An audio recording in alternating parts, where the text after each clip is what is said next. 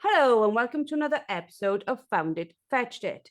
This week we're going to be talking about why distractions don't work when your dog is chasing.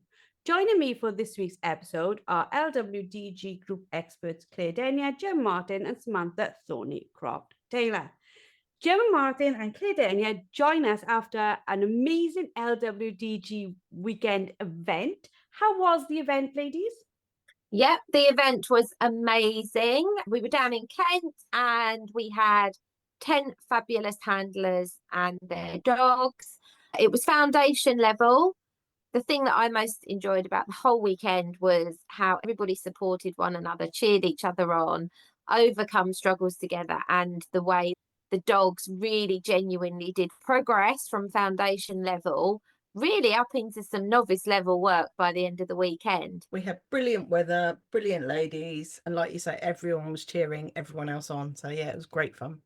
And I saw from the photos, it was a super mixed range of breeds. Yeah, we had everything. We had spaniels, we had crossbreeds, we had HPRs, we had retrievers. Two of the dogs there literally have never done gun dog before, so it was brand new to them. Yeah, it was incredible, and we were very lucky that having myself, John and Jem, we were able to split into levels for some exercises and breed specifics for other exercises. So we got to cover everything everybody could possibly need. It was an amazing kick-off to our whole events calendar for the year, and the feedback we've had has been absolutely brilliant. I just can't wait to see what's coming out from the next one, which we've got quite a few in May, quite a few in June, some in July, I think September. We've got loads going on. So hopefully our members will join us for some of those events. But back to today's podcast. Let's talk a little bit about a problem that we see in across the board. Things like we're seeing dogs chasing sheep, dog chasing bikes, dog chasing this, that, and the other. Let's talk about what it is that starts the dog chasing. Can we talk a little bit about why our dogs do this? So I think there are a lot of reasons why dogs might do this. Sometimes it's something that's sort of inbuilt into their breed. Sometimes it's something that they've inadvertently learned is loads and loads of fun. Sometimes it's that we've not quite got the right foundations in there. So for me personally, I will use the prey drive to help teach a puppy to retrieve. But then when the puppy is the right age and has progressing well through its training, you don't then teach it that it's not allowed to chase everything, then you can have monumentally led yourself up the garden path.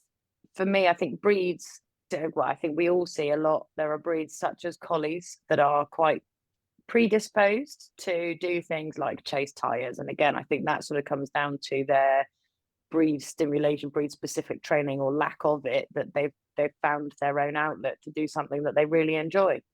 Our gun dogs, though, are bred to notice and react to movement, aren't they? They would be rubbish gun dogs if they didn't. So when we're talking about the sort of breeds like our HBRs and our retrievers and our springers, all those type of things, are they more prone, do you think, to chase? I think they've definitely got a bigger awareness, like you say. They're more driven in general, so they've got a lot of drive there, and if that drive isn't channeled in the right ways, all they need is that one-time learning experience for a hare or a rabbit to jump up straight in front of them. And once they learn that chase is actually quite rewarding and fun because it ignites things in their brain that start triggering, then that is something that they're going to try again. So it can only take that one time for it to go wrong for the dog to learn that that is an exciting behavior. And quite often we're using that prey drive in our dogs, or that drive in our dogs, to build other behaviors. But yeah, it can quickly go the other way as well. Claire? Yeah, absolutely. It certainly can. And I think the other breeds we have to consider are like the sight hounds as well. They're very driven by movement. So some breeds really get so much fulfillment out of that. But then also some dogs do it through fear. And so you've got the situation where maybe the dog lunged and barked on the lead once at a car. And of course, the car carries on moving. the dog feels that that lunge and bark forward toward the car actually worked for it. The car moved away, and that can then increase as another behavior that we see. So we've got to look at it from so many angles. Is it breed specific? Is it a motivator to the dog? Is it rewarding to the dog? Or is it just that actually the behavior has worked for the dog in some way, shape or form in the past, and then you've seen an escalation of that behavior? What we wanted to sort of like specifically look at during this podcast is how suitable distractions are from stopping the dog from doing these things, because for a lot of us, when it first happens, we're a little bit frantic, aren't we? Our dog is normally going 90 miles an hour away from us towards something we don't want it to get. One of the things we wanted to talk about on this podcast was about how we stop our dogs from chasing and how distractions don't work for that. So can we talk a little bit about what happens to the dog's brain when they start chasing, and why a distraction will not work when maybe something else would? So I'm going to take it back a little bit. So distraction for me is the equivalent of blindfolding your dog to something. And that distraction generally only works if you see the thing before the dog. If the dog sees that thing first, it's highly unlikely that you waggling a sort of T-bone steak behind their back or something yummy is going to make them look the other way. If that thing that they're looking at is high enough value for them, or they're driven enough to get it, or like Claire said, they've previously done something that's worked and they need to do that again. If that is a big motivator for them, whatever you throw or fling around behind their backs, that's never going to be enough unless you've caught them before they actually see it. So distraction is more of a management tool rather than teaching your dog anything. They never learn that they can look at that thing and disengage from that thing. They learn that happens there and there might be something else going on, and it doesn't actually take your dogs very long. Once they twig that you're trying to distract them from something, they start looking around first. So what you're saying there, Gem, is actually the distraction, us trying to use distraction, could actually work in the opposite effect and go, oh my God, she's trying to stop me seeing something. What is it? What is it she doesn't want me to see? Yeah, I mean, dogs aren't stupid. They learn through patterns. And if they learn that we'll throw something on the floor that they'll eat, and actually if we don't keep them there long enough, they look up and actually something else is happening that's far more exciting, the next time we do that, they'll probably look up first and just check that that other thing's not happening. I think also, Gem, just following on from exactly what you just said, where you just mentioned patterns, if the timing isn't right with a distraction, let's say the dog has the thing out the corner of the eye, but let's just say the distance away is quite great, maybe great enough that the dog wasn't yet going to respond, and you try to distract the dog could perceive that distraction as a reward and actually could start a completely different chain of events that could create a really bad pattern. So you've got to be very, very careful with your timing, and not everybody's timing is that great. Sam? Yeah, I think exactly that. And I was just going to say I had pretty much what you were describing when one of our late spaniels was getting older, because she was at a point where she would just sort of potter around and do her own thing, and we'd sort of catch up with her at the end of the walk, in a field type thing. But it got to the point that if she had her nose in something and I told her to leave, any other dog that I was out with pretty much went, leave what? And so, like Jem was saying, you can get your timing wrong with one dog, or you can teach your dog that because you've told them to do something, or because you try and call them back by distraction, they're then looking around. Well, my younger dogs learned that if I gave the older dog a leave, it was worth looking for what it was I was trying to get her to leave. So they do exactly pick up on patterns of behaviors, like you said, Claire. So talking about these like sort of mismatched interventions, should we say, how do we do it? Because the reality of it is a dog's brain is hardwired to chase. That's how it stayed alive before we fed them. And reality of it being, we're asking them to go against what is natural instinct to them. What can we do? What actually works when we've got a dog that is about to chase something? I don't know. Do we need to look at this in two ways? One, the dog that's never done it, and one, the dog that's doing it repetitively. So if we look at when we're teaching a gun dog and when we're teaching them the retrieving skill, we're teaching them to chase and pick up things on command, or mark and pick up things on command. If we're working them on a shoot, you're telling them to pick runners. But that gun dog training alone isn't going to work without a really good element of self-control and steadiness built into the dog. So the amount of work that we as trainers have to put into teaching steadiness and self-control and teaching the dog you don't chase unless I send, that's just one area where you're looking at it from a training perspective. You're essentially saying to the dog, things moving are not for you unless I say so. When I think about maybe people that own a gun dog breed, they haven't had a gun dog before, and quite often I'll get an inquiry and they'll say, I believe my dog will be great at gun dog training because it chases all the squirrels in the park, and they believe that's what we teach a dog to do, but actually we don't. We teach them not to chase things unless we give them permission to, which is our retrieve. Sam?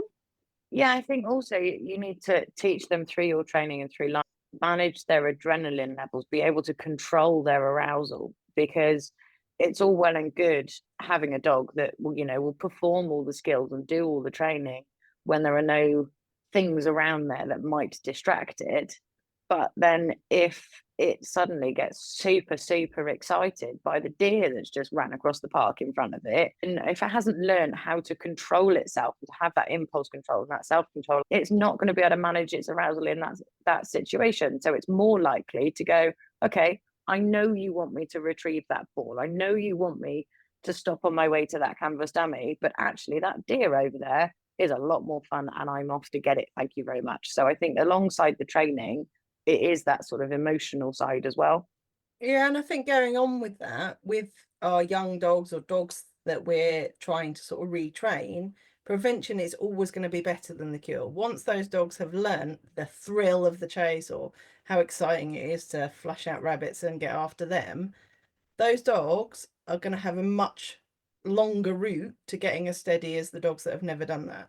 So when we talk about getting your foundations right and keeping your dogs nice and close and under control, we're not just saying that for fun. If you can do that from day one and get that control, then you can start building outwards and giving your dogs more trust and freedom because they've already got the listening skills here. If we allow those dogs to go rampaging from day one so they can get away from us and they can go and have their own little hunts, they're much more likely to not try and use that self-control because it's never been instilled in them. They're going to go, well, this is fun. All right, bye. And that's when you end up with dogs that as soon as you let the lead off, they're off on their own little venture to try and replicate that fun they've had. So keeping them close, doing those core foundations with them and building that engagement with you is super important as well. So we're talking here about prevention being the answer, whereas we teach a strong stop. And we had this conversation last week in our live coaching where we talked about, your stop is not just a gun dog on a shoot thing. It's any dog save your life thing. Stop where you are, please. That's what I want you to do. And also you leave, which we've just talked about a little bit, but also like the self-control and the steadiness, all those four, they're all preventative measures from us even needing to go down the route of distraction, which is a reactive measure. 100%. I mean, I literally say to people, if you've got a dog with chasing tendencies, you need good steadiness, good self-control when the dog is close, good stop whistle at decent distance, a good leave, and a really good recall. Like they're 5 things, essentially individual things that you're teaching the dog. Yeah, I was going to say pretty much what you did. I think it is a multifaceted approach rather than saying don't use this and you can only use that. There are so many different angles that you need to come at it in your dog's education in order to then stop it chasing something. And for me, that's one of the reasons why purely trying to use distractions alone is unlikely to work, because I don't know, unless you're going to go everywhere and go, well, I've got this distraction in my left hand, this distraction in my right hand, one on the top of my head, and I'm carrying one in each pocket. I don't see how you can get the same multifaceted approach at all. This is quite interesting, actually, and it's something I hadn't thought about. And everything we've just talked about, self-control, steadiness, stop, leave, recall, we are saying put the work into training your foundations and probably you're going to have all the tools you need should your dog decide to chase. Yes? Yes, depending, mostly. It depends. There's that word again. I mean, I think the important thing to remember that our dogs aren't robots, and they never will be robots. So, you know, things happen that we can't always control, and it's resetting after those things and not dwelling on it. So sometimes your dog might do something unexpected and you think, God, I've spent however long creating this behavior and you've just shot that out of left field. It happens. The important part is noting that, resetting and going, right, we clearly need a bit of work doing this under this distraction because that's clearly got a bit weak. But yeah, for me, distraction techniques are literally just a sticky plaster for anything else that's going wrong. They don't actually train the dog. Is it a case as well about learning about the dog's body movement as well? Because I don't notice it every single time, but I'm pretty good at noticing when the dogs go from I'm bimbling about to I'm aware of something now. Is that part of the learning process for an owner to know and recognize they're about to make a mistake, possibly, and to almost not step on it, like step on the dog, but just literally be there, go, or recall or something to, again, take that preventative measure? Yeah, absolutely. So it's the body language, it might be fixation, it could be a stalk, it could be a freeze.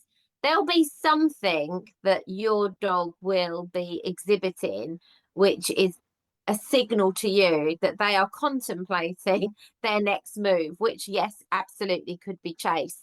And I think it's recognizing that body language and applying your training, whatever that be, whether it's that trained leave command and then giving the dog a job to do in that moment that, you know, works them through that moment, or whether it's, you know, if you're in that training loop. So it might be that you don't yet have all these things put together and you need to think, right, okay, so now I'm in training, the dog is fixating on something that he may chase. What am I teaching in this moment? And going through those training steps. You can't just kind of just sit back and go, well, let's wait and see what happens, because you're putting things at risk if you do that.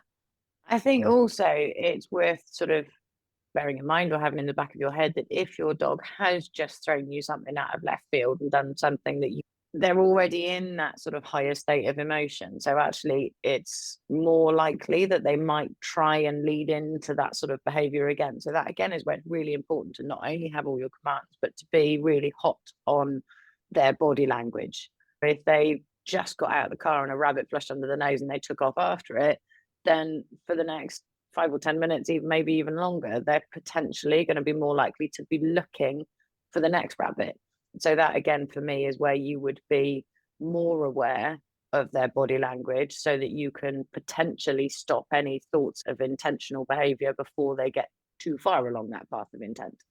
I think something that's always sort of maybe overlooked is the one tool we all have though, which is, if in doubt, pop him on a lead. Like if you think they're seeing something you're not seeing or there's something going on, then pop on a lead, because that just gives you that little bit more control, where again we don't need to go to distraction because we have control of the situation. Yeah, exactly that. And it goes back to Sam talking about bringing our dogs' arousement levels up and down as well. So if they've got to that state where they're probably going to get it wrong, I'm going to help them get it right, restrict where they can go a little bit, maybe do a little bit of engagement work, bring them back down before we try again. Management can be used as part of training to prevent the dog doing an unwanted thing so that you don't get those bad unwanted behaviors repeated, so that you could train the right thing. But it's kind of understanding you've still got to keep on the training progress and not just become reliant on that management, because management can fail. You know, like if you think about leads, a lead can fail, a flexi lead, ratchet might go, a slip lead, if it's not fitted correctly, could come off the dog's head, they could back out of it. There's so many things that could go wrong. So although management is absolutely part of training to an end goal, it can't be something that we rely on. What happens for us if this has happened and now we've become over reliant. Like some of the feedback we get within the group is people who are petrified now to let their dog off a long line or off a lead. Where can we build our confidence back in the relationship between us and the dog to be able to let them back off in future? I think that's where it comes down to not going right back to the beginning, but retracing your foundations and making sure they are totally solidified, and that none of the cement has crumbled or anything like that, and using your management tool such as a long line, but making sure they're not relying upon the long line to tell the dog its parameters. So I see this quite a lot. I don't know if Claire and Jem do as well, probably. People will come to you and they'll say, oh yeah, I'm working my dog on a long line because it ran off a couple of times or it didn't respond to my recall. And actually it turns out that the long line is taught all the time. The dog is at the full extent of the long line, which actually means that what they're trying to put into their training, the dog isn't picking up on. It's just learning that it can't go further than 20 foot away from you, because that's as long as the long line is. So sort of using that management tool as your safety net, but ensuring the dog is responding and the long line is loose on the floor, albeit you might have your hand on one end of it, but that the long line is trailing between you and the dog rather than being completely stretched to full capacity. And dogs become very long line savvy. There's no getting away from this. They totally do become long line savvy.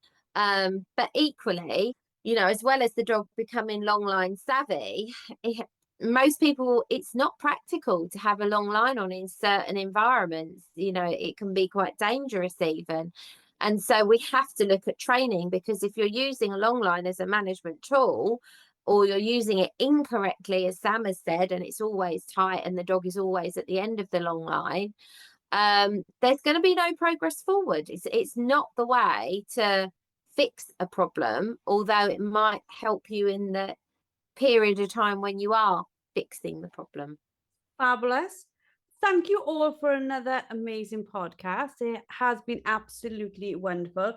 For members listening and thinking they need to go back to the hot mess handler, you know exactly where to go.